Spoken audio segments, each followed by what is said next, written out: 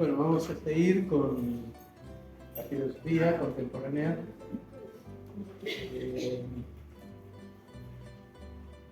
Bueno, después de haber visto a Heidegger, vamos a ir viendo ahora una serie de movimientos y autores que están todos en el siglo XX y que incluyen, por supuesto, también en el siglo XXI. Voy a empezar primero con la hermenéutica,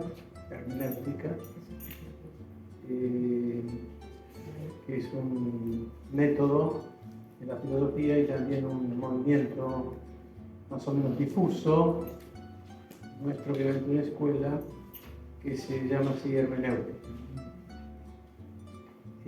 Bueno, la palabra hermenéutica significa interpretación. Y la hermenéutica existe no como filosofía, sino como un método, un arte de interpretar textos. Y por eso a veces se llama exégesis, por eso se habla de hermenéutica bíblica, por ejemplo, exégesis bíblica, para interpretar los textos bíblicos. También hay una exégesis jurídica para interpretar los textos jurídicos, leyes, los códigos, constituciones. Bueno, una tarea que además es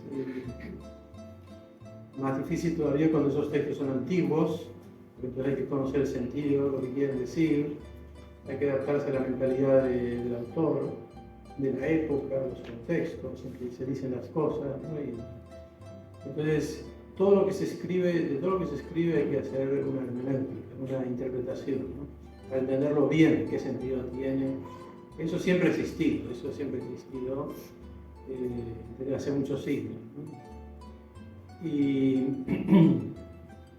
en la época moderna, la filosofía moderna, la hermenéutica en algunos autores adquiere un sentido un poco distinto, más amplio, porque hermenéutica también significa entender o comprender a los otros, ¿no? A las otras personas, ¿no? O a las culturas, ¿no? O a los monumentos, las obras de arte, todas las manifestaciones de la gente, ¿no? Que entonces hay que interpretarlos. Y eso es, la hermenéutica, la tarea que hace la hermenéutica es interpretar, ¿no? Dar una interpretación. Entonces, cuando hablan los modernos, yo no doy aquí autores para no hacer más pesada la clase, ¿no? Que hay una serie de autores del siglo XIX, ¿no? También del siglo XX, que hablan de hermenéutica, a veces meten la empatía, por ejemplo, yo quiero entender el espíritu de los griegos, el espíritu de los romanos, el espíritu de los renacentistas, tengo que meterme allí, ver un poco cómo eran sus ideales, sus valores, y todo eso es hermenéutica. A veces hay que meter la empatía, para meterse en el espíritu de un pueblo, de una cultura. A veces en vez de interpretación se dice lectura, hacer una lectura, ¿no? Hacer una lectura como quien lee un libro, ¿no? Pero tiene que entenderlo, ¿no? Leer la mente del otro, leer las emociones también, ¿no? Uno tiene que interpretar, por ejemplo, la cara de la gente cuando sonríen, si esa sonrisa expresa alegría, si esa sonrisa expresa tristeza o desdén o lo que sea. Hay que hacer una lectura, ¿no? Una lectura de los gestos faciales, corporales, etcétera, el lenguaje del cuerpo, etcétera, etcétera. Todo eso es hermenéutica. O sea que no es simple comunicación, aunque también es comunicación, en el sentido de transmitir un mensaje, sino de interpretar, precisamente, interpretar. No basta la información, dar una noticia, sino que esa noticia luego hay que ver qué peso tiene, qué importancia tiene, qué contexto tiene. Esto, por ejemplo, es importante también en las traducciones, ¿no? Cuando uno traduce, pero tiene que traducir con fidelidad, ¿no? Y entonces, por supuesto, una hermenéutica buena quiere ser fiel a aquello que está interpretando, ¿no? Y no alterarlo, no interpretarlo mal, fuera de contexto, ¿no? Y eso vale para el lenguaje oral como para el lenguaje escrito, ¿no? Y también como digo para cualquier otra. Y además, en la hermenéutica hay que tener en cuenta las interpretaciones que han dado los anteriores, es decir, que hay que contar con las tradiciones hermenéuticas, ¿no? Esto se ha interpretado de este modo, etcétera, etcétera. Entonces, a veces aquí se hace una contraposición, en filosofía se ha hecho, entre, digamos, comprender y explicar.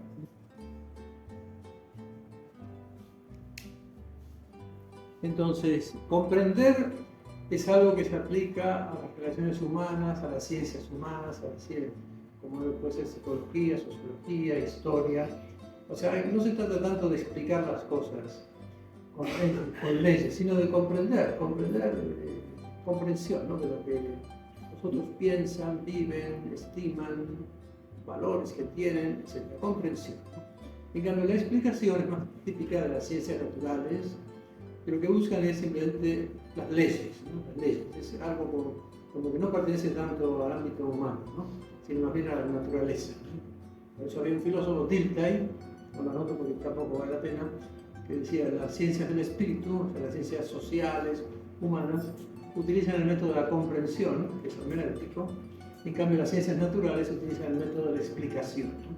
Que es indicar causas, ¿no? O sea, la explicación va a las causas. Y la comprensión puede también buscar causas, pero en todo caso no son causas materiales o físicas de leyes, ¿no? En todo caso serán eventos históricos, etcétera, etcétera, que, bueno, eso es entonces la hermenéutica, ¿no? Entonces, en filosofía, la hermenéutica entró como un método. Después diría un autor importante que será el principal enemigo de la escuela de Señor, ¿no? Entró como un método, ¿no? ¿Por qué? Porque cuando uno hace filosofía, tiene que tener en cuenta lo que han dicho los demás, lo que dicen los filósofos, hacer historia, y además entonces los filósofos utilizan un lenguaje, y ese lenguaje pues hay que entenderlo, ¿no? Hay que ver un poco qué quiere decir un Tales de Mileto, un Aristóteles, un Hegel, etcétera, etcétera, ¿no? Y esa hermenéutica a veces, digamos, se trata un poco, como se trata de interpretar, digamos, a veces se trata de, digamos, interpretar, a veces es buscar, digamos, lo que hay de subyacente en lo que se manifiesta, ¿no? Pues a veces eso, digamos, puede ser abusivo, ¿no? Porque a veces hay cosas, digamos, que no hay por qué interpretarlas, sino que son así tal cuales, ¿no? Nietzsche dijo una vez, no hay hechos, sino que hay interpretaciones, ¿no? Eso ya lleva un poco al relativismo, ¿no? Porque entonces quiere decir que ya no hay hechos objetivos, sino que todos son interpretaciones, ¿no? Eso ya está mal. Sería un abuso de hermenéutica, ¿no? También, por ejemplo, el método psicoanalítico de Freud es hermenéutico, ¿no? Es hermenéutico, porque significa que pase lo que uno le pasa y lo que uno dice, al psicoanalista él te interpreta, ¿no? Cuéntame de tu vida y yo te interpreto, ¿no? Ahí, ¿qué te imaginas ser un león? Yo te interpreto lo que significa tu imaginación del león ahora. Significa que te está pasando esto en tu infancia, etcétera, etcétera. O sea, eso ya es puede ser un poco abusivo, ¿no? Hacerlo de ese modo, ¿no? Pero bueno, el método hermenéutica ha tenido, en filosofía, ha tenido mucho impacto. Puede llevar al relativismo, si todo es interpretación, al historicismo, todo es interpretación, pero también es compatible, y a muchos filósofos les parece que hay que hacerlo compatible con la verdad, ¿no? Y es que se interpreta, pero se interpreta correctamente. Hay cosas que hay que interpretar, porque no se entienden bien, ¿no?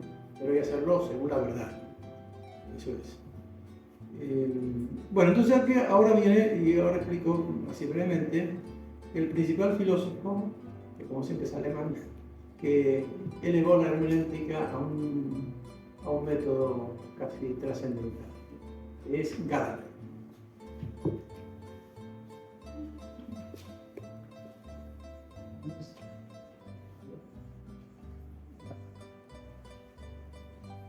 Gadamer, alemán. Sí. Gadamer. Gadamer, sí. Gadamer, 1900, 2002. Se vivió 102 años, ¿no?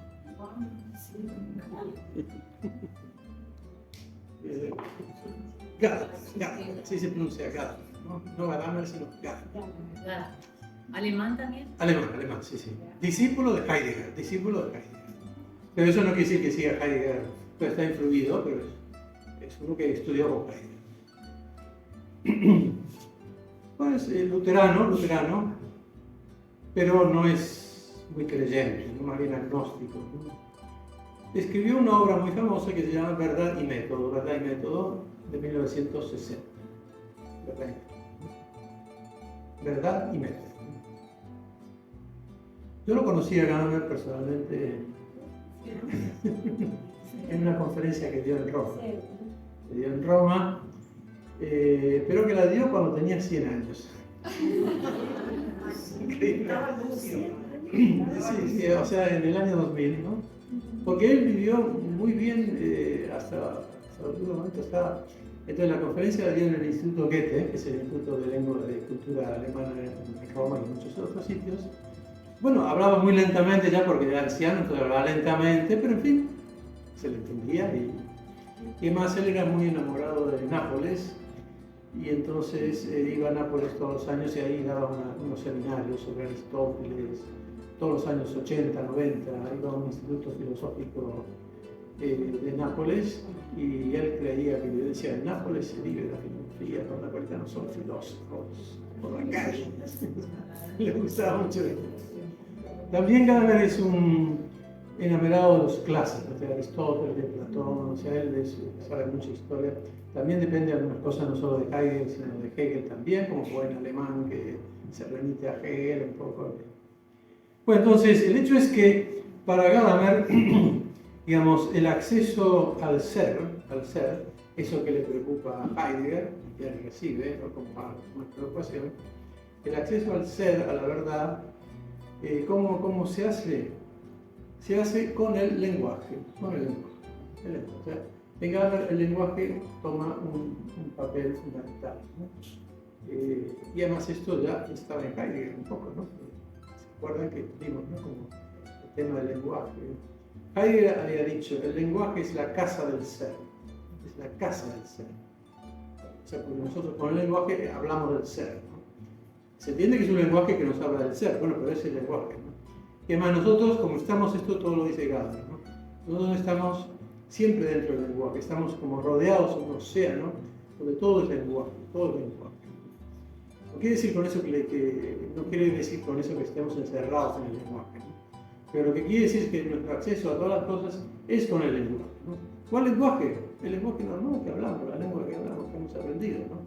O sea, nosotros, por lo tanto, interpretamos las cosas, botella de agua, jarra, etcétera, ¿no? Reloj, mesa, yo, personas, es el lenguaje que tenemos que hemos aprendido. Por lo cual, nuestro acceso a la realidad es el lenguaje, ¿no? No es el cogito de Descartes, no es la dialéctica de Hegel, no, es el lenguaje, sí, el lenguaje. El lenguaje normal que tiene todo el mundo, por lo cual el ser nos llega a través del lenguaje. Y por lo tanto nos llega ya interpretado, ¿no? Interpretado, porque quiere decir que las palabras que nosotros usamos, sustancia, esencia, finalidad, importancia, hombre, mujer, etcétera, tienen los significados que nos ha dado la cultura, y eso es por lo cual ya nos ha llegado a interpretar, ¿no? Con eso se puede correr un poquito el peligro del relativismo histórico, ¿no? De que entonces todo nos ha interpretado de todo es historia, ¿no? Pero bueno, Gadamer en eso insiste muchísimo, él no piensa que con eso sea relativista, pero sí es cierto que él piensa que no se puede nunca salir del lenguaje y pretender estar fuera del lenguaje y dar una filosofía absoluta fuera del lenguaje, ¿no? Que además el lenguaje es histórico, es la cultura que le da un cierto lenguaje, ¿no? Entonces, esto también supone en Gadamer una valoración enorme que él da a la tradición. Y eso se opone ¿a qué? Por ejemplo, se opone a los ilustrados, a la ilustración, incluso a Descartes antes, ¿no? Porque los ilustrados decían hay que cortar con la tradición, las tradiciones son oscuras, oscurantistas, se equivocan, ha estado todo, la gente antes se ha equivocado muchísimo, hay que empezar desde cero, ¿no? Con las ciencias. Descartes también decía, empecemos desde cero, dudemos de todo, en cambio, no.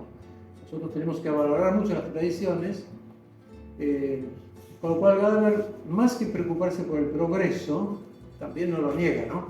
Pero se preocupa muchísimo por la tradición. Tenemos que conectar con la tradición y luego seguir interpretándola, ¿no? Entonces, por eso él valora muchísimo a los clásicos, a Aristóteles, a Platón, a San Agustín, a Santo Tomás, o sea, él absolutamente recoge todo, es perfecto, ¿no? Por eso Gadamer da mucha importancia a la historia de la filosofía, a la historia del pensamiento, etcétera, etcétera, ¿no? Y entonces otra idea que tiene Gadamer, que esto ya es, bueno, eso lo pone como método de la filosofía, aunque en realidad vale también como método de lectura, ¿no? De lectura de cualquier obra, ¿no? Él dice, nosotros nos enfrentamos con textos, ¿no? Entonces, cuando uno lee algo, es como un diálogo con eso que uno está leyendo. Es como un diálogo que uno hace con el texto. El texto me dice a mí cosas, me sugiere cosas, y eso me cambia, ¿no? Me cambia, ¿no? Y cuando me cambia, luego yo más tarde, o otras personas luego, leen el texto y ven cosas nuevas, ¿no? Porque uno ya cambió, ¿no? Con lo cual se va creando como un círculo que él llama el círculo hermenéutico, ¿no? Es un círculo entre, digamos, el lector y la lectura, ¿no? El lector y el texto, siempre el lector y texto, ¿no? Y el texto no es la persona o el autor, siempre un texto lo escribió alguien, ¿no? Pero él dice Gadamer, y eso más o menos es aceptado ya por todo el mundo, es una cosa, que el texto tiene cierta autonomía respecto al autor, ¿no? Pero no tiene por qué preocuparse mucho de, si uno si quiere sí, no está mal, ¿no? De qué pensaba el autor cuando escribió eso. ¿No? También puede interesarle eso, ¿no? Pero también es más importante quizás que el texto mismo me dice cosas independientes del autor. Porque el autor cuando escribe una cosa, aunque sea un literato, una nueva literatura, él no sabe todo lo que va a sugerir eso a otras personas que vivirán después de 2 o 3 siglos. Les van a decir cosas mucho más interesantes. ¿Por qué? Porque cada uno está dentro de una perspectiva.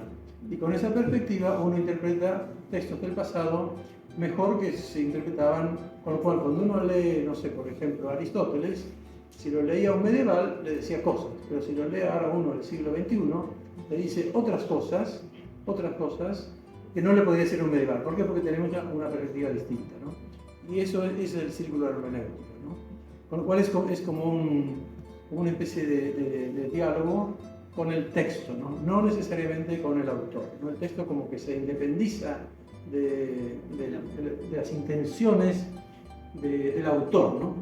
A veces cuando se hace exégesis jurídica, a veces uno se pregunta, bueno, ¿cuál es la intención del legislador? Bueno, está bien, ahí hay que hacerlo porque si no podría haber una injusticia, ¿no? Pero cuando es hermenéutica no tiene por qué ser siempre así, ¿no? Y también habla otro punto que dice Gadamer, es que uno cuando lee un texto tiene prejuicios, que son buenos, no malos, ¿no? Eso ya conecta con lo de la tradición, ¿no? Prejuicios, ¿no? Él también lo dice con otra palabra que es más, a buscar aclarar más, ¿no? Que es precomprensiones, ¿no? Uno tiene siempre precomprensiones, porque uno tiene todo un bagaje cultural por la cultura que tiene, según además el país en que esté, y entonces va a entender las cosas que lee con esas precomprensiones y las va a entender de un modo especial, ¿no? Con lo cual él aquí se opone a la idea de los positivistas de que hay que entender los hechos sin ningún prejuicio, absolutamente borrando toda tradición. Dice, no es malo tener prejuicios, ¿no? Puede haber prejuicios positivos y prejuicios negativos, ¿no? Pero uno no puede quitar los prejuicios, porque uno lo va a tener siempre uno va a tener un bagaje previo, ¿no? Por la cultura en que está, ¿no? O sea, él quitó la idea a mucha gente, y me parece muy bien, de los positivistas, de una objetividad total y absoluta, ¿no? En la cual se quita todo prejuicio. Eso no puede ser, ¿no? Cuando uno lee los diarios, lo que escriben, aunque uno describa una noticia y describa unos hechos, esos hechos ya me están dando cierta interpretación. Por ejemplo, diciéndome, ya si me están sugiriendo que esos hechos son buenos, son malos, que este político ya es bueno, malo, ya me están dando la interpretación, ¿no? Y entonces, y yo lo leo, puede que tenga mis prejuicios, ¿no? Porque yo ya pienso a priori que este autor, ya sé que este autor tiene estas ideas. Bueno, eso no está mal, no está mal. Solamente que hay que hacerlo bien, moderadamente. Bueno, todo eso es como un arte, más que técnica, es un arte, más que ciencia o técnica, es arte, de interpretar, que Gadamer lo pone para la filosofía, ¿no? Para hacer filosofía, ¿no? Por supuesto, para hacer historia. La filosofía para hacer cualquier tipo de filosofía, ¿no? Y además otra cosa que dice Gadamer, que lo digo porque son cosas que se citan mucho, que uno cuando interpreta está dentro de un horizonte de comprensión, ¿no? Es una expresión que usaba mucho Heidegger, horizonte de comprensión. Pero como hay varios horizontes de comprensiones, entonces hay una fusión de horizontes, ¿no? Esa es una expresión de Gadamer, ¿no? Hay una fusión de horizontes. Se van uniendo, ¿no? También porque cuando uno, por ejemplo, es experto, no sé, en los griegos, ya tiene un poco el horizonte griego. Entonces eso es como que se refunde con el horizonte del siglo XXI en el que estamos metidos, entonces se van juntando los horizontes. Bueno, eso es, me diría Gadamer, ¿no? Con lo cual, el punto de Gadamer es que el acceso al ser es lingüístico e histórico. Texto aquí, una frase de Gadamer. El ser que puede ser comprendido es lenguaje, ¿no? Es lenguaje. Bueno, aquí, digamos, mucho se discute sobre si Gadamer es historicista, si es relativista, si admite la verdad. Bueno, eso yo lo dejo aquí para digamos, la discusión, no me meto. Pienso que Gadamer mismo, al final, es un poquito historicista. Digo que quizás no admite que haya una verdad independiente de la cultura, de los tiempos. Aunque el hecho de que cualquier verdad que uno conoce está siempre inculturada, eso no quiere decir que no trascienda la cultura, ¿no? Porque uno puede decir, no sé, por ejemplo, uno puede decir, no sé, el celibato es una idea buena, el celibato como algo valorado que surge en el judaísmo, en el cristianismo, en la época semítica X. Sí, de acuerdo, pero no es que esté absolutamente limitado a esa época, que ya no vale, solamente ahora estamos en una época, ya no vale, porque eso es una cosa de la época anterior. Eso sería historicismo, ¿no? Sería historicismo que ya estaba en Hegel, ¿no? Pero es cierto que al mismo tiempo todo es cultural, es histórico. El hecho de que una idea sea china o sea hindúa, no quiere decir que eso no tenga un valor trascendente a China y a la India, y que puede valer para general, para otras culturas. Ese es el punto. De hecho, la encíclica de Juan Pablo II, Fides et Ratio, no menciona Gadamer, pero sí menciona la hermenéutica como método para hacer teología, y lo que insiste es que la hermenéutica es compatible con la verdad, ¿no? Con la verdad trascendente, ¿no? Así que no es algo limitado al tiempo, ¿no? Porque si no diríamos, esto es griego, esto es renacentista, muy bien, si es renacentista ya no es mío, ¿no? Es una cosa vieja, eso no es así. Bueno, quizás Gadamer no se opondría a esto. Yo creo que es una buena persona, Gadamer, me parece que... ¿Qué? Juan Pablo II. Juan Pablo II de Fides et Ratio. Sí. Habla de la hermenéutica, no de Gadamer, de la hermenéutica. Bueno, es que se habla muchísimo de la hermenéutica, es una palabra ya mágica que todo el mundo habla.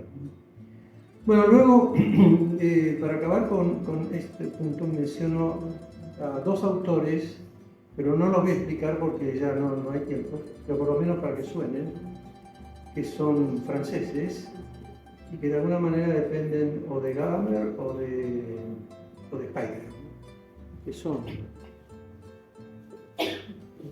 Paul Ricoeur,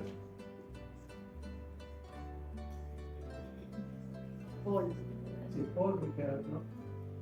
Y Emmanuel Levinas. Los dos son franceses. Paul Ricoeur, aquí fechas.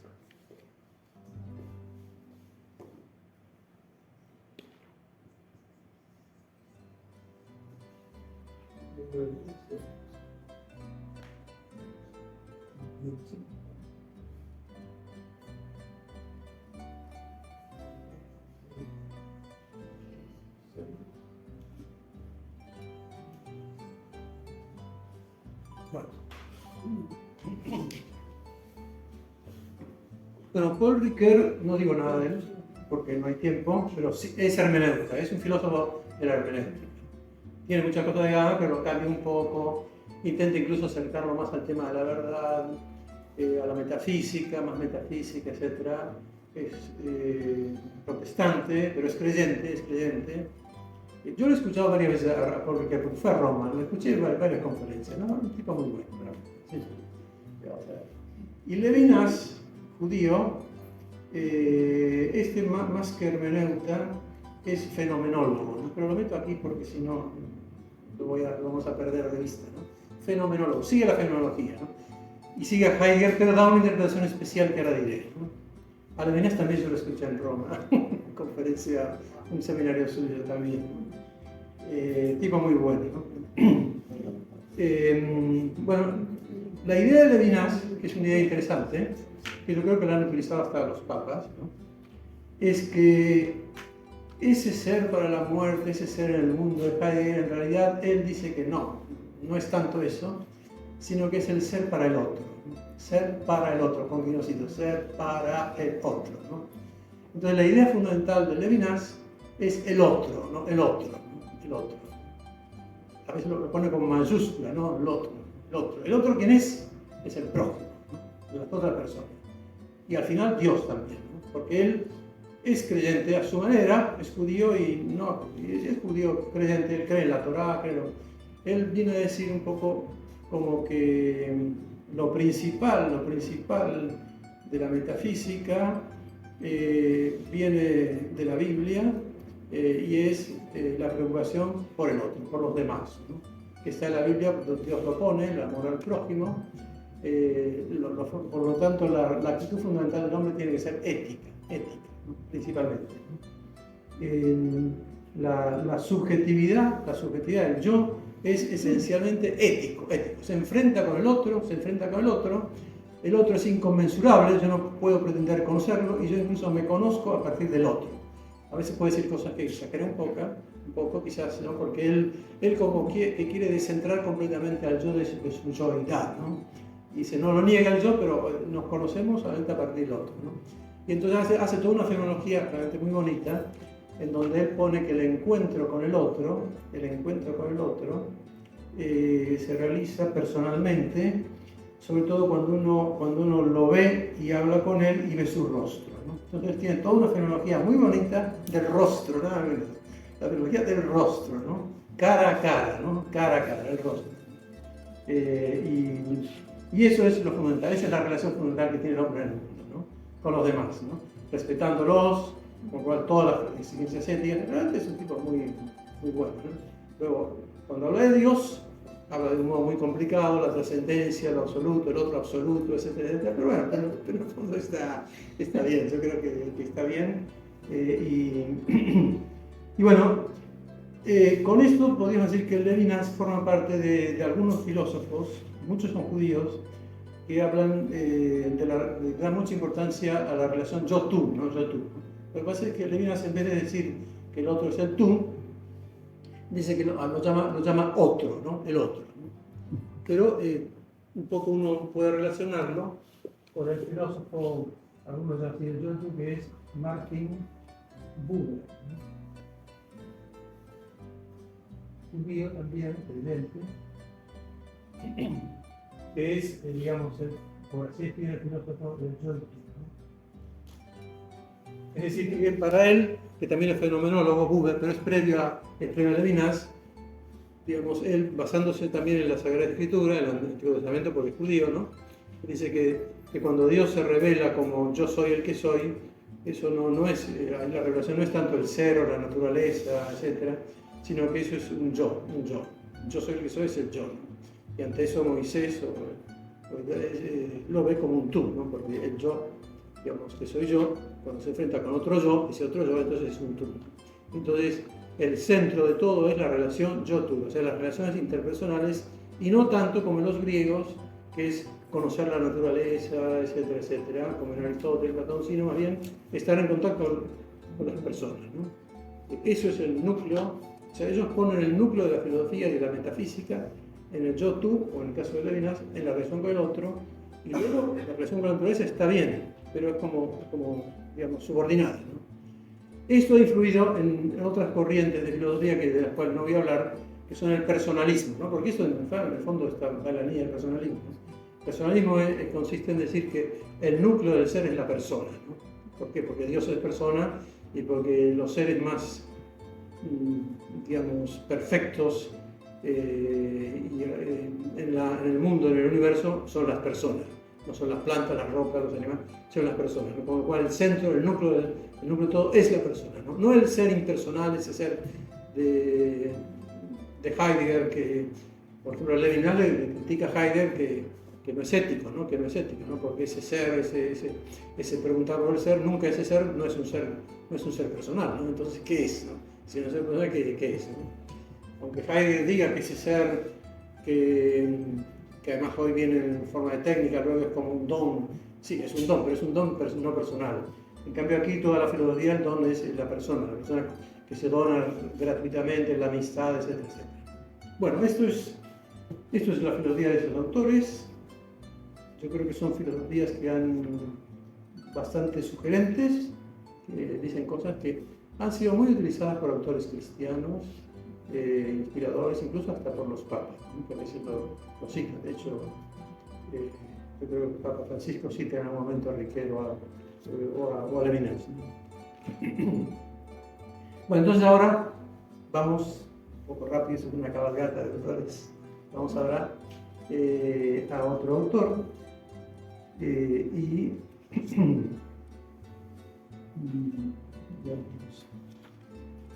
no solo otro autor, sino que ahora vamos a ver dos autores que van a ser Wittgenstein y Popper, que ya están en otra área, en otro ambiente, no tan humanista, sino más científico de la filosofía, ¿no? Un ambiente muy distinto, que tiene que ver con las ciencias y que tuvo mucha influencia en el mundo anglosajón, como ahora se va a dar cuenta por lo que voy a decir, aunque esos dos autores, que son Wittgenstein y Popper, son austríacos, pero son austríacos que trabajaron en Inglaterra todo el tiempo, toda su vida, y han tenido un gran influjo en Inglaterra, en Estados Unidos y luego en todo el mundo, ¿no? Bueno, entonces para eso voy a empezar con Wittgenstein.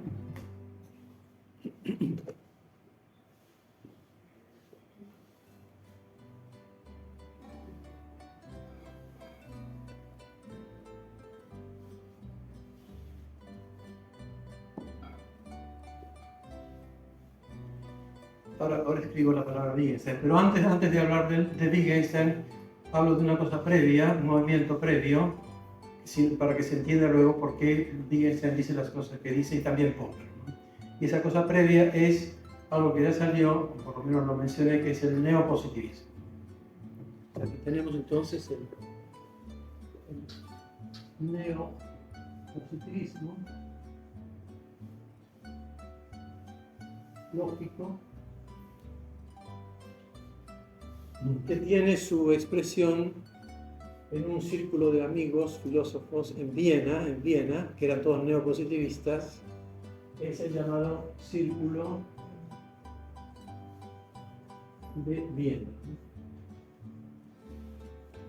El Círculo de Viena, no doy nombres para no ser pesado, pero son bastantes, son todos conocidos, muchos eran judíos.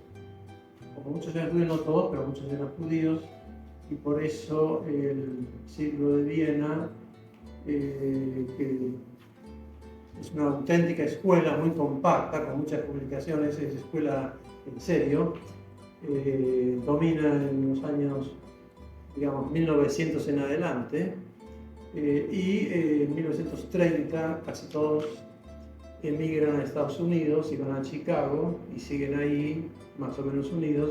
¿Por qué emigran? Bueno, porque por la persecución hitleriana, que entonces ya si no iban a pasarlo mal, ¿no? Iban a perder sus cátedras e incluso podían morir, ¿no? Entonces emigraron, ¿no? Casi todos, el Círculo de Viena, ¿no? Entonces, ¿cuáles son las tesis del Círculo de Viena de este neopositivismo? Bueno, ¿se acuerdan cuando yo hablé el otro día del positivismo, ¿no? Que sostiene que los únicos conocimientos válidos, el científico y el conocimiento metafísico o filosófico, no tienen ningún valor? Comte, Augusto Comte, etc. Los neopositivistas gnósticos van a decir exactamente lo mismo, pero van a buscar en esto un fundamento lógico, un fundamento en el lenguaje y en la lógica. Otra vez el lenguaje. Es que el lenguaje es un tema fundamental en el siglo XX y XXI. Se da mucha importancia al lenguaje. El lenguaje humano es como un centro de atracción de todo, ¿no? Entonces, ellos, los del Círculo de Viena, más o menos se preguntan, bueno, ¿qué hace que el lenguaje, digamos, científico tenga valor y la gente lo admita, y en cambio el lenguaje de los filósofos es bla, bla, bla, pura charla, pero que no tiene valor? Así como lo dicen, ¿no? Despreciando a lo que dicen los filósofos. Es porque los científicos utilizan un lenguaje, digamos, que tiene un sentido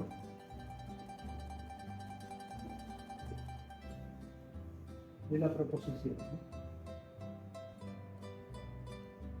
Que es la frase, ¿no? Las frases, las oraciones, ¿no? Entonces, las frases, uno dice, por ejemplo, ahora que esto es una jarra de agua, tiene un sentido, se entiende lo que quiero decir, es una jarra de agua. Entonces, esta frase, ¿por qué tiene sentido? La respuesta de los neopositivistas es porque es verificable, ¿no? Verificable. Verificable, ¿cómo? Por los sentidos, ¿no? Eso quiere decir verificación empírica, como se dice, verificación empírica, ¿no? Por los sentidos. Si yo digo que esto es una jarra, eso se entiende porque es verificable. Aquí está la jarra, yo la puedo mostrar, la veo, la toco, sentidos. O sea, esto es empirismo, por supuesto que es empirismo, si uno dice que es solo eso. En cambio, si yo digo, por ejemplo,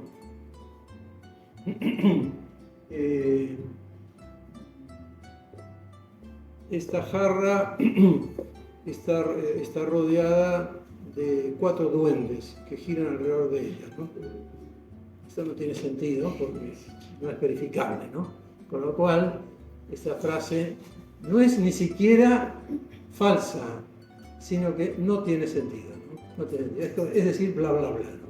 Pero claro, al decir eso, todo lo que sea hablar de ángeles, de Dios, de espíritu, pensamiento, es bla, bla, bla, ¿no? Por lo cual es bla, bla, ¿no? O sea que solamente tiene sentido lo verificable, ¿no?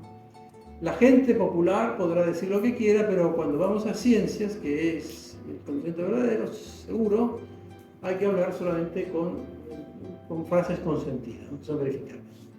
Y luego, además del sentido, digamos, viene la verdad, ¿no? La verdad de la proposición, ¿no? Bueno, la verdad es la verificación, ¿no? Es verificable, aquí la verificación, ¿no? O sea, si yo digo, ahí hay agua, esto es verificable, ¿no?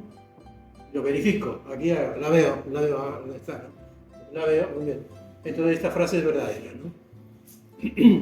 Si yo digo, por ejemplo, aquí hay Coca-Cola, esto es verificable, por supuesto, ¿no?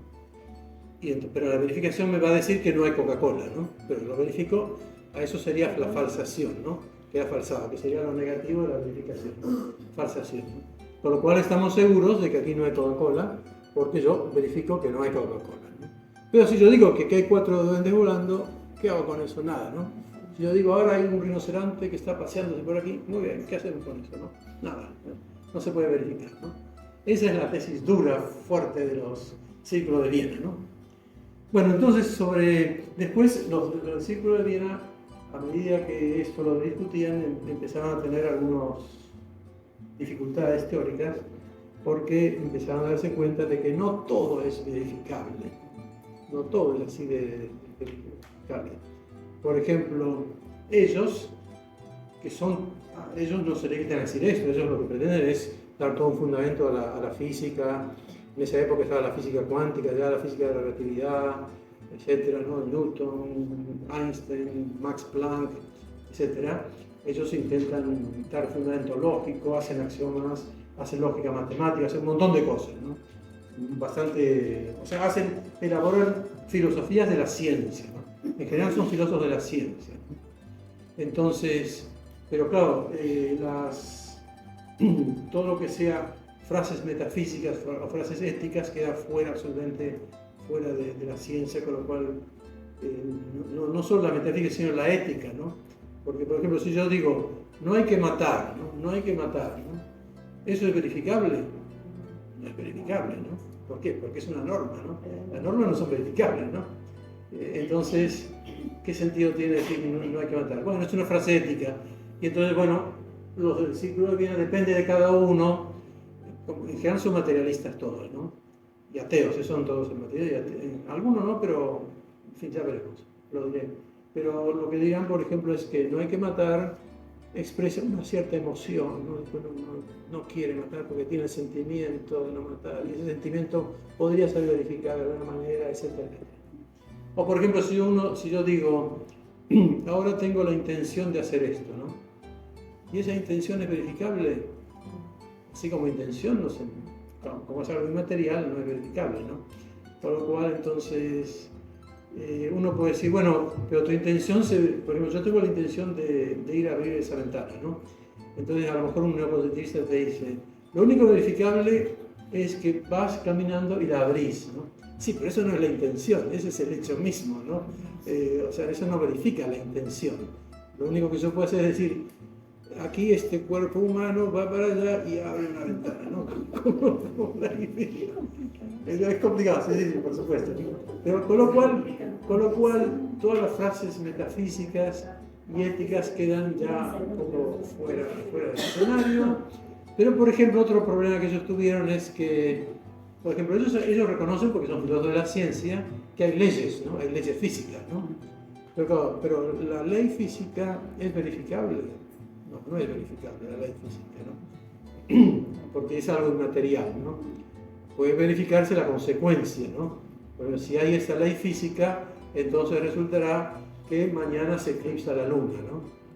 Bueno, eso sí, el eclipse es algo muy verificable, ¿no? Ahora hay un eclipse, ¿no? Pero la ley es algo abstracto, ¿no? Es algo abstracto. Entonces, ¿qué es la ley, no? Eso se encuentra el problema, ¿no? O también otra cosa que le dijeron a ellos, entre ellos mismos lo discutieron, ¿no? El principio que ellos aquí ponen es el principio de verificación, ¿no? Así se llama, principio de verificación. El principio de verificación es que una frase, para que tenga sentido, tiene que ser verificable, ¿no? Es el principio de verificación. Entonces algunos dijeron, ¿y ese principio de verificación cómo se verifica? Entonces ahí ya no saben qué decir. Dicen, bueno, es que hay reglas que ayudan, sí, reglas que ayudan, pero entonces ya aquí hay algo que está haciendo agua, ¿no? Y después otra cosa es que la verificación es muy sencillita en cosas tan elementales como decir aquí hay una jarra de agua, que agua, lo verifico, ¿no? Si yo digo, mañana nieva, lo verifico, pero hasta mañana, si nieva, lo verifiqué.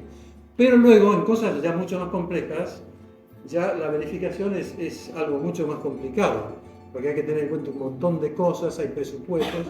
Entonces hay un momento en que el concepto de verificación se ve que no es tan sencillo como uno puede creérselo, ¿no?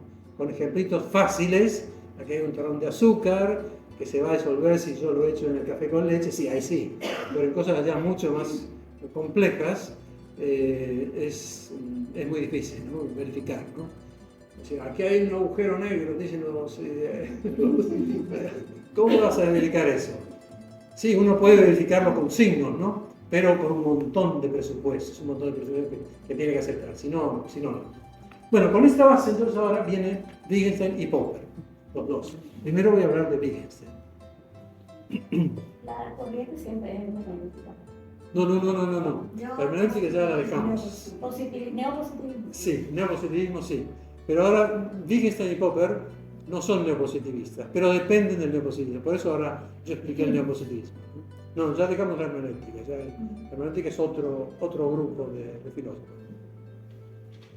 Entonces aquí vienen ahora digamos, dos filósofos muy importantes del siglo XX. Uno es Ludwig Wittgenstein.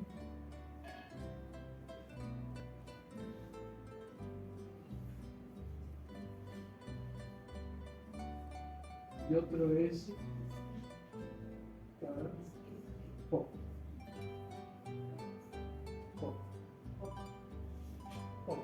Karl Popper.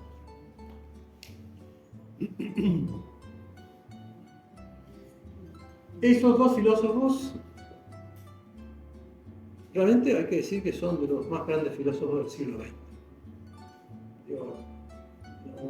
Quizás Heidegger es más profundo y estaría todavía más, pero esos dos son absolutamente fundamentales, del siglo XX. Más importantes por el influjo que han tenido, etc. ¿Son alemanes? Son austríacos, los dos. Como Freud era austríaco, o sea, Austria. Viena, digo, ahí, círculo de Viena, fíjese. Aunque son austríacos, luego ellos trabajaron, los dos, los pongo juntos, pero en realidad ni eran amigos, o sea, los pongo juntos porque tienen cierta dependencia del neopositivismo, por eso. Pero de hecho trabajaron los dos, cada uno por su lado, por supuesto, en Inglaterra. Popper en Londres, Wittgenstein en Cambridge.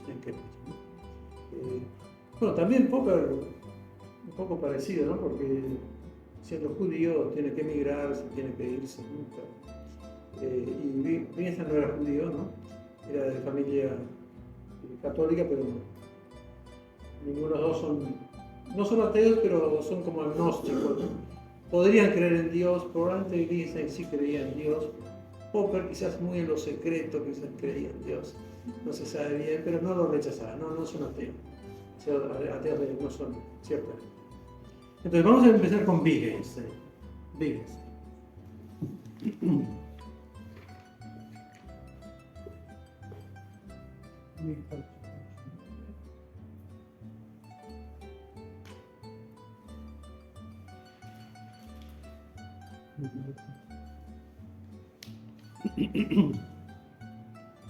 Entonces, en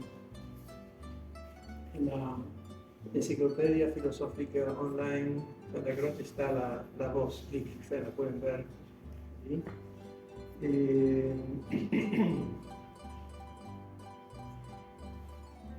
Bueno, antes de empezar a explicar lo que dice Wittgenstein como filosofía,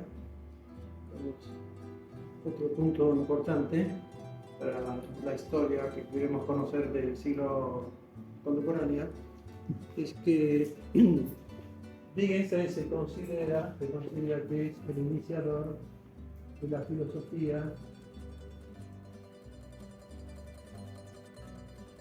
analítica.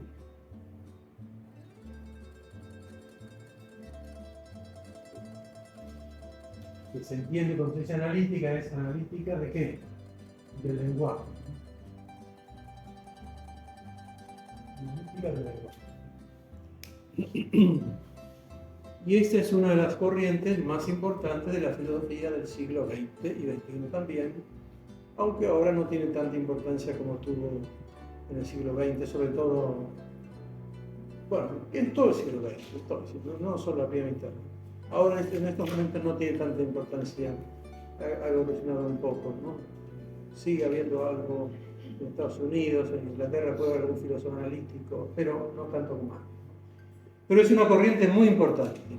Además es una corriente que forma escuela, ¿no? O sea, está agarrada a esa escuela, porque hay corrientes, como dije, por ejemplo, la hermenéutica no forma escuela, más bien es algo difuso, ¿no? Mucha gente se llama, pero en fin, así como se habla de filosofía hermenéutica, está la filosofía analítica. Es una filosofía muy ligada a la lógica y a las ciencias. y por eso les gusta mucho a los sajones, que siempre, como dije, están preocupados por esos temas. Pero igual hay fluido en todo el mundo, hay filología analítica en Francia, en Alemania, en Italia, en Argentina, y me imagino que en la universidad aquí en Paraguay, en filosofía por lo menos, seguro que habrá algunos analíticos, o habrá habido, ¿no? Me imagino, porque en realidad han llegado a todo el mundo. Bueno, lo inicia Wittgenstein. ¿Y lo inicia por qué? Porque él perteneció un tiempo, o por lo menos estuvo cerca del Círculo de Viena, cercano al Círculo de Viena, pero luego como que se alejó. O sea, no es un neopositivista, pero las cosas que dice sí se parecen algo al neopositivismo, como ahora se van a dar cuenta por lo que diga, ¿no? Entonces, Wittgenstein tiene dos periodos de su filosofía, ¿no? Igual que Heidegger, hay primer Heidegger y segundo Heidegger. Entonces, el primer periodo de Wittgenstein, escribe una obra que tuvo mucha trascendencia, que se llama Tractatus.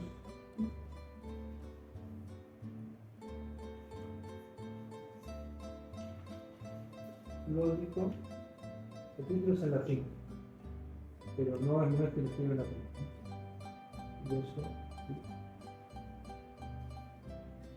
Tractatus lógico filosófico. Este escrito, que no tengo aquí, sí, la fecha es 1923.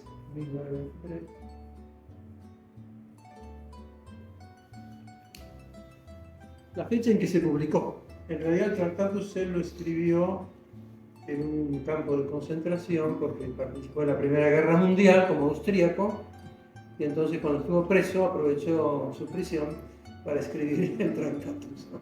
Que después se publicó más tarde. Entonces en el Tractatus Wittgenstein escribe siempre en forma de aforismos, ¿no? En forma de aforismos, todos escriben en forma de aforismos. Todos son frases pequeñas. Como Camino es un libro de aforismos, ¿no? Así. Son frases. Aforismos, eso es aforismos, ¿no? O sea, una palabra, a veces las numera, 1, 2, 1, y así todo bien es así. Lo cual es bastante duro de leerlo porque todos sus libros son todos aforismos. Y uno tiene que sacar lo que dice de esos aforismos, porque esos aforismos no nos explican, ¿no? Sino que pone ahí, pum, todo así, ¿no? Entonces, lo que viene a decir el Tractatus, para resumirlo mucho, que es un libro complicado porque tiene muchas cosas de lógica, matemática, o sea, es un libro técnico, ¿no? Que es y de análisis del lenguaje, habla de los nombres, de las frases, todo es en torno siempre a las frases, es auténtica filosofía del lenguaje, ¿no? Pero en definitiva lo que viene a decir él es que, esa es su tesis principal, que el lenguaje es isomorfo al mundo, ante todo, ¿no? Isomorfo quiere decir que es semejante, ¿no? Que tiene la misma forma del mundo, ¿no? Es como si fuera, digamos, una fotocopia, por así decirlo, ¿no? Ya eso es decir mucho, ¿no? Ya decir que el lenguaje es una fotocopia del mundo, ya es decir mucho, ¿no? Y entonces resulta que en el mundo que hay, él lo resume así, simplifica muchísimo porque es un tipo duro, ¿no? En el mundo que hay hechos, un conjunto de hechos. ¿Qué es el mundo? Un conjunto de hechos, ¿no? Y esos hechos, algunos son atómicos y otros son moleculares, ¿no? Atómicos son hechos sencillos, ¿no? Por ejemplo, la manzana es roja, ¿no? Moleculares son hechos más complicados, como por ejemplo, no sé, un barco se mueve en el agua y se hunde, sería un hecho molecular, ¿no? Hechos atómicos y hechos moleculares, ¿no? Y eso, ¿qué? Se expresa en el lenguaje, ¿no? Entonces en el lenguaje tenemos proporciones atómicas y proporciones moleculares, ¿no? La proporción atómica sería decir eso, la manzana es roja, ¿no? Y la proporción molecular será una frase más compleja, ¿no? Y ahí está todo, ¿no? Ahí está todo. Es decir, que tenemos el isomorfismo completo, sería como que tenemos aquí, digamos, frases, estas son las frases, que corresponden a hechos, ¿no? Parece casi de niños decir esto, pero es así, él lo pone así, ¿no? Lo dice más complicado, pero en el fondo es eso. Las frases corresponden exactamente, ¿no? Y cuando corresponden son verdaderas, ¿no? Cuando no corresponden son falsas, ¿no? Pero, y aquí viene la parte, digamos, un poco neopositivista, ya se entenderá por qué digo un poco, ¿no? Que dice que el conjunto de las frases verdaderas, son las frases de las ciencias naturales. Ya aquí se ve el neopositivismo, ¿no? O sea que él admite solo como verdaderas las frases de las ciencias naturales, ¿no? ¿Por qué? No lo dice claramente, pero en el fondo es lo que está pensando, porque son verificables, es lo que está pensando, ¿no? A él no le preocupa mucho el tema de la verificación, pero en el fondo detrás está eso, ¿no? Con lo cual, aquí tenemos... y ya está, ¿no? Ya se acabó. Esto es lo que dice el Tractatus, ¿no? Pero después él dice, como consecuencia de eso, dice en el Tractatus, de aquí resulta que todas las frases que sean sobre Dios, o sobre el ser, o la verdad, o la moral, no pueden decirse. Eso es positivista también, ¿no? Neopositivista. O sea, no pueden decirse. Por eso la última frase del Tractatus es: de lo que no se puede hablar hay que callar. Así es. Ese es el último puntito de aforismo, ¿no? Entonces, pero él se da cuenta también en el Tractatus mismo de que él ha explicado todo esto, ¿no?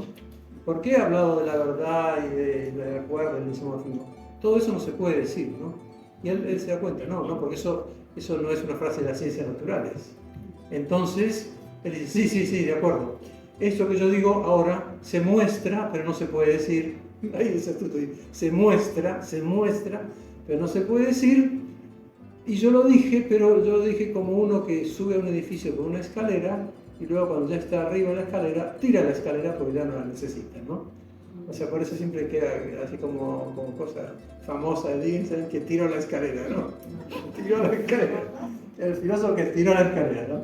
Porque cada vez es un vivo, ¿no? Porque él ha dicho todo un montón de cosas y después dice, bueno, pero esto que yo dije no se puede decir. Bueno, no pasa nada porque yo tiro la escalera ya. Por lo cual ya nadie puede subir, ¿no? Él subió, pero nadie puede subir, ¿no? Pero otra cosa él dice, pero lo que pasa es que estas frases éticas, no cualquier frase, no cualquier tontería, pero las frases éticas sobre el sentido de la vida, que a Rodríguez se le preocupa muchísimo, el sentido de la vida, que para él es en Dios, ¿no? Esas frases, digo, él dice, esto es mística. Con lo cual, en el fondo, por eso digo que no es neopositivista, porque al final lo que acaba por decir él, es que las cosas más importantes de la vida, que son la ética y la relación con Dios, son cosas que no se pueden decir, pero que se viven interiormente como una situación mística del hombre, ¿no? Bueno, o sea que no se pueden decir, o sea, no hay teología, no se puede hablar, ¿no? Pero es místico. Y además, como místico le da mucha importancia, porque para él lo más importante de la vida no puede decirse, sino que es mística. Y Wittgenstein, que es un hombre muy sufriente, un poco tipo Kierkegaard, así, un personaje realmente un poco extraño, a veces se fue a una isla ahí perdido a pasar unos tiempos, ¿no? Después en la Segunda Guerra Mundial ayudó de enfermero, o sea, un tipo bueno, pero que sufría mucho. Y tenía toda una preocupación ética y religiosa, de la cual escribe a veces, pero siempre con esta característica, ¿no? Pero luego viene el segundo Wittgenstein. Entonces el segundo Wittgenstein allá va a corregirse un poquito, pero no del todo, no del todo. Entonces hay un segundo Wittgenstein, segundo periodo,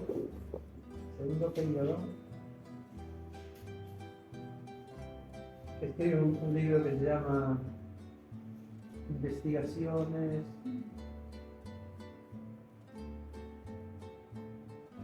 lógicas, también con aforismos, igual, ¿no? Este segundo libro ya lo escribió en Cambridge, tuvo mucha resonancia, porque él cuando acabó el Tractatus y dijo eso, dijo, bueno, yo ya no tengo más que decir, todo es mística, entonces se fue a dar clases a chicos de primaria, en Viena, ¿no? Y era un buen profesor, un buen maestro, ¿no? Ahí les enseñaba, tal.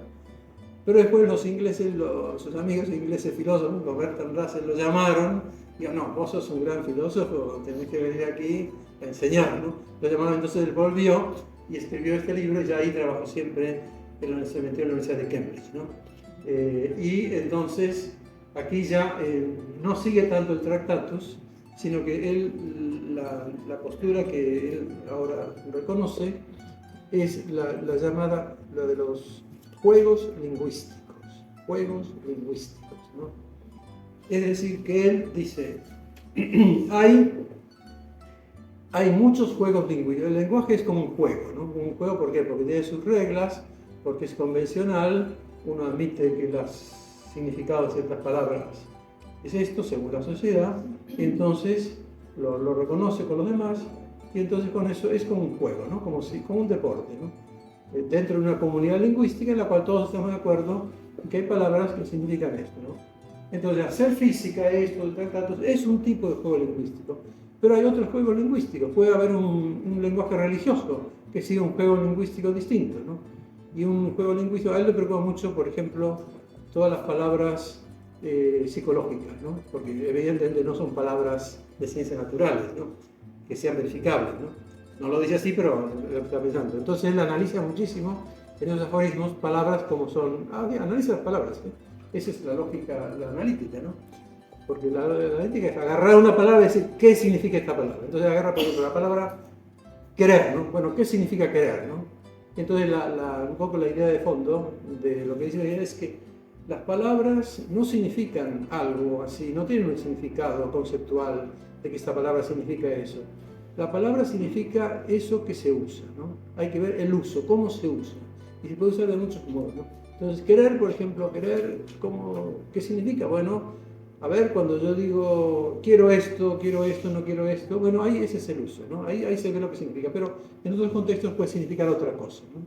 Si yo digo tengo la intención de, si yo digo entiendo, ¿qué quiere decir entiendo? ¿Qué quiere decir? Por ejemplo, veo una persona que habla en otro idioma y no la entiendo, ¿no? O veo que alguien me explica una idea y digo, eso lo entiendo, ¿no? Pero no es lo mismo entender un idioma que entender una idea, entonces son cosas distintas, entonces se va viendo en el uso, ¿no? Con lo cual, digamos, lo que se niega es admitir significados conceptuales fijos, sino que todo es un poco variado, ciertamente variado, pero que al final todo está ligado a ciertas formas de vida que uno admite, ¿no? Entonces, es bastante complicado esto, pero es más razonable que lo que decía en el Tractatus, que a mí me parece que es infantil casi, ¿no? Lo que decía el Tractatus, pero luego eso, algunos ya, digamos, hay algunos filósofos que intentan luego acercar lo que dice Wittgenstein en las investigaciones con esto de los significados en los usos lingüísticos, intentan unir un poco a la metafísica de alguna manera, ¿no? Entonces, pero por ejemplo hay un momento en que dice ya al final de su vida en unas obras, en donde que se llama la sobre la certeza, no, que es una cosa que yo siempre cito y que a mí me gusta mucho, que dice que hay convicciones que se tienen que no se pueden discutir, porque no tiene ningún sentido discutirlas, y que se admiten sin más, ¿no? Por supuesto, si tenemos una forma de vida en común válida, ¿no? Y él pone como ejemplo, decir, pero ¿cómo sé yo que yo no estuve en la luna, no? Yo lo sé. Yo no estuve en la luna, ¿no? Entonces, ¿cómo lo sé? Bueno, manera de probarlo, de demostrarlo, ¿no? Pero ¿qué pasa si yo empiezo a pensar que a lo mejor estuve en la luna y que dudo? Entonces, dice Wittgenstein, tienes que ir no a un filósofo, sino a un psiquiatra.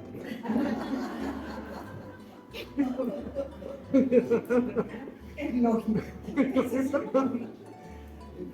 con eso él viene a seguir lo que se suele llamar la filosofía del sentido común. Es decir, bueno, hay cosas de sentido común, un filósofo del sentido común. Hay varios filósofos del sentido común, no es el único Wittgenstein. Otro, no lo digo aquí porque ya es que hay muchos, pero hay otro inglés que era amigo de Wittgenstein, con el cual habló, que se llama Moore se escribe.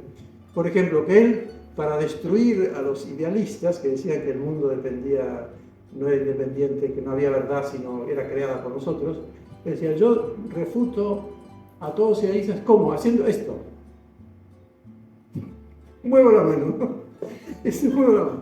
Al mover la mano, se ve que esto es algo real, ¿no? Filósofo del sentido común. O sea, el movimiento de la mano, como si es algo real, refuta a todos los idealistas, ¿no? Que dicen, no, tu mano quizás no existe, tu mano es una interpretación mía, que tenés mano, etc. ¿Y qué significa mover la mano? ¿Qué es difícil saber lo que es mover? O sea, empiezan todas las dudas que van haciendo que caldo cultivo para el idealismo, ¿no? Que entonces cada uno entiende por mano y por mover lo que quiere. No, sentía común, no aquí. La mano mover la mano, ¿no? Ahí está. Si todo es interpretación, pero claro, si decimos, uno dice, esto es injusto, y uno empieza a decir, ¿y qué es justicia? Es difícil saber. ¿Justicia para quiénes? ¿Para los fenicios o para los chinos? Ah, no, para los chinos. Esto, al final se vuelve loco, ¿no? Entonces están los dos del Diego, ¿no? Y Wittgenstein realmente es eso, ¿no? De hecho, Wittgenstein tuvo una discípula que se llama Elizabeth. Esta no es importante, es conocida internacionalmente, pero no es tan importante como Wittgenstein. Pero bien, se llama Elizabeth Anscombe, que discípula de Wittgenstein, que cuando Wittgenstein murió se preparó su funeral, ¿no? Y entonces, pero antes ya Elizabeth Anscombe, de Oxford, inglesa, se convirtió al catolicismo junto con su marido. Los dos se convirtieron leyendo a Santo Tomás, ¿no? Y Anscombe yo la conocí, hablé con ella porque vino a Roma y estuvo en Pamplona y era amiga de él. Entonces esta, claro, escribe libros que conoce a Wittgenstein perfectamente, ¿no? Y fíjense que siendo discípula de Wittgenstein, utiliza las cosas de Wittgenstein para ir a Aristóteles y recuperar la metafísica, ¿no? Y entonces, y ella estaba muy preocupada por Wittgenstein, porque Wittgenstein en el fondo yo creo que creía en Dios, pero a su modo, un poco loco, ¿no? Y entonces, cuando también Wittgenstein es muy peculiar como inglesa, y cuando murió se encargó de su funeral, pero claro, como era católico no podía haber un funeral, entonces buscó un funeral para herejes, una cosa un poco especial, y le hizo un funeral así, para lo cual una cosa rara, pero el hecho es que tuvo un funeral católico, ¿no? Pero para herejes, ¿no?